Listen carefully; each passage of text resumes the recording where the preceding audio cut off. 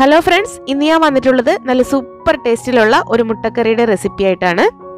ചപ്പാത്തിക്കും പൊറോട്ടയ്ക്കും ഒക്കെ അടിപൊളിയായിട്ടുള്ള ഒരു കോമ്പിനേഷൻ ആണ് ട്ടോ ഇത്.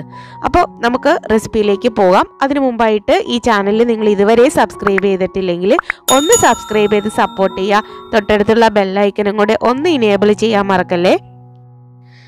ഇതിനായിട്ട് നമുക്കൊരു പാനിലേക്ക് കുറച്ച് വെളിച്ചെണ്ണയോ ഓയിലോ ചേർത്ത് കൊടുക്കാം. വെളിച്ചെണ്ണ ചൂടായി വന്നു കഴിഞ്ഞാൽ നമുക്ക് ഇതിലേക്ക് 2-3 പട്ട, 3 ഏലക്ക, അതുപോലെ കരയാമ്പൂ, പിന്നെ തക്കോലം ഇത് ചേർത്ത് കൊടുക്കാം കേട്ടോ. തക്കോലം എന്തായാലും മസ്റ്റായിട്ട് ചേർത്ത് കൊടുക്കണേ. അപ്പം നല്ലൊരു ടേസ്റ്റും നല്ലൊരു ഫ്ലേവറും കൂടിയാണ്. അങ്ങനെ ഇതെല്ലാം നല്ലതുപോലെ ഒന്ന് ചൂടായി ഒന്ന് പൊട്ടി വരണം. ഈ മസാലകളൊക്കെ നല്ല മൂത്ത മണം വന്നു കഴിയുമ്പോൾ നമുക്ക് ഇതിലേക്ക് ഇഞ്ചി ചതച്ചത് ചേർത്ത് കൊടുക്കണം. ഒരു ചെറിയ കഷ്ണം ഇഞ്ചി ചതച്ചത്, അതുപോലെ 3-4 പച്ചമുളക് നിങ്ങളുടെ എരിവിനനുസരിച്ച് ചേർത്ത് കൊടുക്കാം. എന്നിട്ട് ഇത് നല്ലതുപോലെ വഴറ്റി കൊടുക്കണം. ഇഞ്ചിയുടെയൊക്കെ പച്ചമണം മാറുന്നത് വരെ നമുക്കൊന്ന് വഴറ്റി കൊടുക്കണം. ചെറിയ തീയിൽ വെക്കാനായിട്ട് നോക്കാം ഈ സമയത്ത്. ഇനി നമുക്ക് ഇതിലേക്ക് പൊടിയായി അരിഞ്ഞ സവാള ചേർത്ത് കൊടുക്കാം. ഒരു വലിയ സവാളയാണെങ്കിൽ അത് ചേർത്ത് കൊടുത്താൽ മതി. ചെറിയ സവാളയാണെങ്കിൽ 2 എണ്ണം ഇതുപോലെ ചെറിയ കഷ്ണങ്ങളായിട്ട് നുറുക്കിയത് നമുക്ക് ചേർത്ത് കൊടുക്കാം.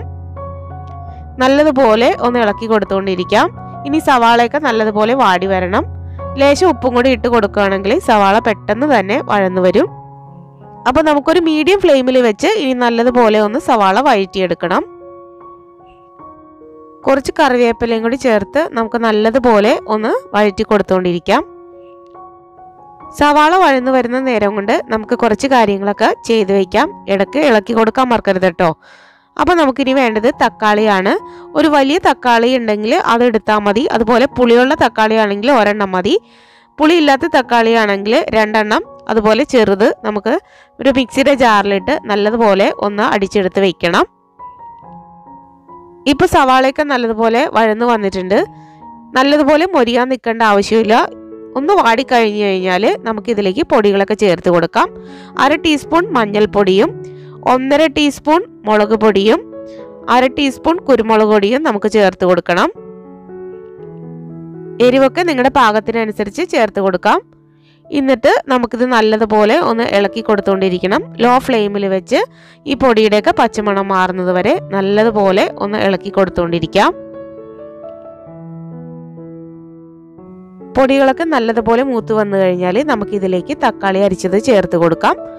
കുറച്ച് വെള്ളം കൂടെ മിക്സിയുടെ ജാറിലേക്ക് ഒഴിച്ചു കൊടുത്തിട്ട് ഇതിലേക്ക് ഒന്ന് ചേർത്ത് കൊടുത്തിട്ട് ഇനി തക്കാളിയുടെയൊക്കെ പച്ചമണം മാറുന്നവരെ ഒന്നും കൂടെ നമുക്കൊന്ന് വഴറ്റിയെടുക്കാം.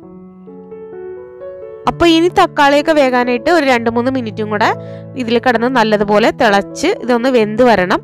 ആ സമയം കൊണ്ട് നമുക്ക് വേറൊരു കാര്യം ചെയ്യാം. അതിനു വേണ്ടിയിട്ട് ഞാനൊരു 15 മിനിറ്റോളം ചെറിയ ചൂടുവെള്ളത്തിൽ കുറച്ച് കാഷ്യൂനട്ടും കുറച്ച് ബദാം പരിപ്പും ഇട്ട് വെച്ചിട്ടുണ്ടായിരുന്നു. ഒരു 15 മിനിറ്റ് ഇട്ട് വെച്ചോളൂ കേട്ടോ. ഇനി നമുക്കത് ചെറിയ ജാറിൽ, മിക്സിയുടെ ചെറിയ ജാറിലിട്ടിട്ട് ഇത് നല്ലതുപോലെ ഒന്ന് പേസ്റ്റ് പോലെ അരച്ചെടുക്കണം. അപ്പോൾ ദാ ഇവിടെ നല്ലതുപോലെ അരച്ചെടുത്ത് കൊണ്ടുവന്നിട്ടുണ്ട്. ഇത് നമുക്ക് മാറ്റി വയ്ക്കാം. ഇനി നമ്മുടെ ഈ തക്കാളിയൊക്കെ ഒന്നും കൂടെ നല്ലതുപോലെ ഒന്ന് വഴറ്റി കൊടുത്തുകൊണ്ടിരിക്കുക കേട്ടോ.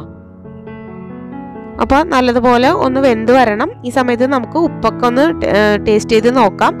ഉപ്പുണ്ടോയെന്നൊക്കെ. ഉപ്പില്ലെങ്കിൽ കുറച്ചും കൂടി ഉപ്പിട്ട് കൊടുക്കാം. എന്നിട്ട് നല്ലതുപോലെ ഒന്ന് ഇളക്കി കൊടുത്ത് ഇത് നല്ലതുപോലെ ഒന്ന് കുറുകി വരുന്ന സമയത്താണ് ഇനി നമുക്ക് ഈ അരച്ചു വെച്ച കാഷ്യൂ നട്ട്സ് ഒക്കെ ചേർത്ത് കൊടുക്കേണ്ടത്. അപ്പോൾ ഞാനിപ്പോൾ ഇവിടെ നിന്ന് ടേസ്റ്റ് ചെയ്ത് നോക്കി. തക്കാളിയൊക്കെ വെന്ത് വന്നിട്ടുണ്ട്. ഉപ്പൊക്കെ കറക്റ്റ് ആയിട്ടുണ്ട്. ഇനി നമുക്കിതിലേക്ക് കുറച്ച് നമ്മൾ നേരത്തെ അരച്ചു വെച്ചിരിക്കുന്ന ആ കാഷ്യൂനട്ടിൻ്റെയൊക്കെ പേസ്റ്റില്ലേ, അത് നമുക്ക് ചേർത്ത് കൊടുക്കാം. അപ്പോൾ അതിലേക്ക് നമുക്ക് കുറച്ച് വെള്ളവും കൂടെ ചേർത്ത് കൊടുത്താലേ അത് കറക്റ്റായിട്ട് ഇതിലേക്ക് വരുള്ളൂ. അപ്പോൾ കുറച്ച് വെള്ളവും കൂടെ ചേർത്ത് കൊടുത്തിട്ട് നമുക്കിതിലേക്ക് ഒഴിച്ചു കൊടുക്കാം. എന്നിട്ട് നല്ലതുപോലെ ഒന്ന് വഴറ്റി കൊടുക്കണം. അപ്പോൾ ഈ കാഷ്യൂനട്ടിൻ്റെ പേസ്റ്റും ഒക്കെ നല്ലതുപോലെ ഒന്ന് വെന്ത് വരണം. ഇനി നിങ്ങൾക്ക് ആവശ്യമുണ്ടെങ്കിൽ ഈ സമയത്ത് കുറച്ച് തേങ്ങാപ്പാലോ വെള്ളമോ ചേർത്ത് കൊടുത്ത് ഈ ഗ്രേവി ഒന്നും കൂടെ ലൂസാക്കാം.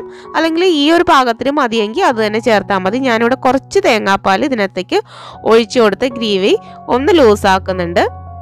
ഇനി തേങ്ങാപ്പാൽ ചേർത്ത് കഴിഞ്ഞാൽ പിന്നെ നമുക്ക് അധികം തിളപ്പിക്കണ്ട. ഒന്ന് ചൂടായി വന്നു കഴിഞ്ഞാൽ നമുക്ക് ഫ്ലെയിം ഓഫ് ചെയ്യാം. ഫ്ലെയിം ഓഫ് ആക്കിയതിന് ശേഷം നമുക്ക് ഇതിലേക്ക് പുഴുങ്ങി വെച്ചിരിക്കുന്ന മുട്ട ചേർത്ത് കൊടുക്കാം. ഞാനിവിടെ മുട്ട 2ആയിട്ട് നുറുക്കിയാണ് എടുത്തിരിക്കുന്നത്.